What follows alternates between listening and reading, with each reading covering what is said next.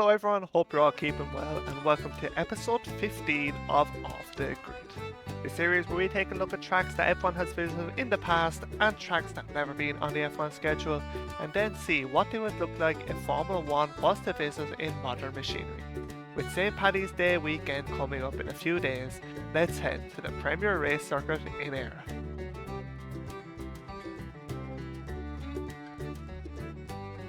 Located in Cara, County Kildare, around 50 kilometres to the west of Dublin, Mondello Park first opened in 1968. The international circuit layout opened in 1998 and has achieved FIA Grade 4 status.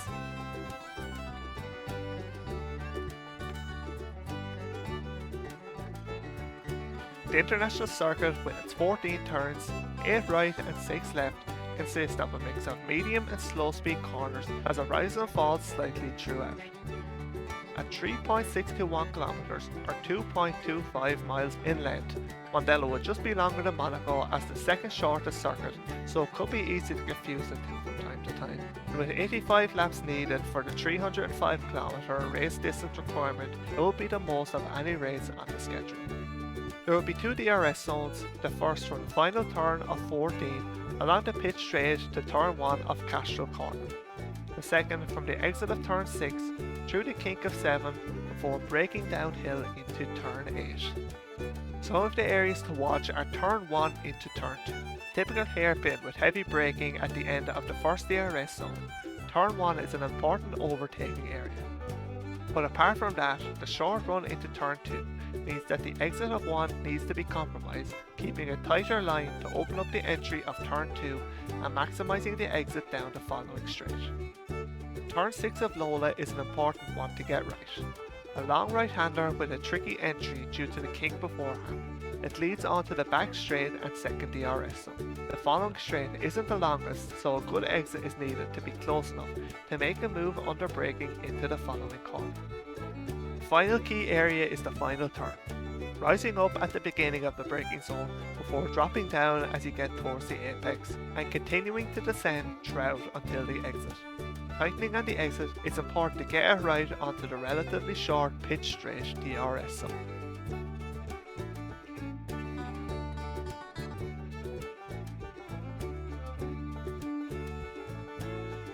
Formula 1 has never visited Ireland for a race, and unfortunately it probably never will. But multiple F1 drivers have still raced at Mondello, specifically looking at the Leinster Trophy, the most prestigious race in Irish single-seater racing.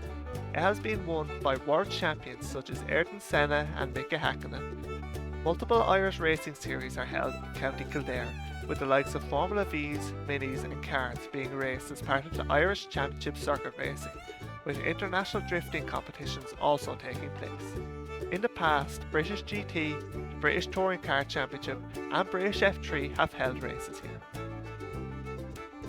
As mentioned earlier, before winning his 3 World Championships, Ayrton Senna mastered his craft around Mondello, winning the Leinster Trophy in 1982. However, it wasn't Ayrton Senna who won that race.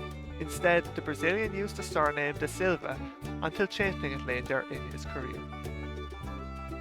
In 1985, owner of Mondello Park, Martin Bourrain, won the Le Mans 24 Hours in the B class, equivalent to today's GT class. Bourrain took part in the race 2 more times after this, but didn't make the finish in either. A significant moment for Mondello and Irish motorsport happened in 2001, possibly due to the success of the Irish Jordan Formula 1 team.